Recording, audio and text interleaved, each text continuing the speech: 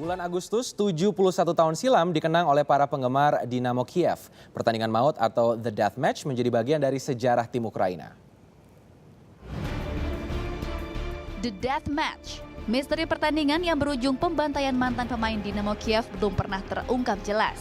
Tapi peristiwa 9 Agustus 1942 itu tetap dikenang dan menjadi inspirasi sejumlah sineas. Seperti film yang dibuat saat penyelenggaraan Piala Eropa tahun lalu ini. Invasi Nazi ke Uni Soviet juga mengubah nasib sepak bola Dinamo Kiev. Ada yang harus ikut berperang, ada pula yang memilih bekerja di toko. Dari toko roti Kiev Bakery No. 3, mantan penggawa Kiev bersatu kembali. Mykola Trusevich, mantan kiper Dinamo, mulai mengumpulkan rekan-rekan lamanya termasuk dari Lokomotif Kiev. Dari situlah para pemain kembali ke lapangan hijau.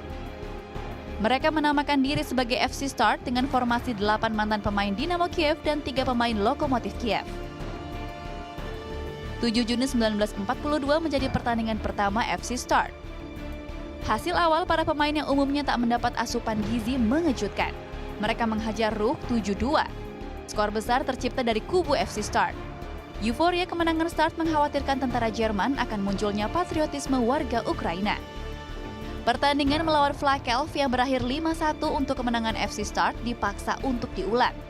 Pertandingan ulang yang digelar 9 Agustus 1942 diatur sedemikian rupa agar FC Start kalah. Bahkan wasitnya pun tentara SS. Pemain FC Start nekat dan menolak mengalah meski tahu resikonya. FC Start kembali menang 5-3. Tapi kemenangan itulah yang menjadi petaka bagi 11 pemain Start. Mereka dituduh sebagai agen NKVD atau polisi Rusia. Banyak dari mereka yang disiksa dan hanya 3 yang selamat. Kisah pertandingan maut ini baru terungkap 10 tahun setelahnya. Ada yang percaya, ada pula yang menganggap kisah ini dilebih-lebihkan. Terlepas dari kebenaran cerita, The Death Match menjadi contoh penyemangat untuk para pesepak bola. Kecintaan pada lapangan hijau tidak pernah membuat pemainnya tunduk pada rezim.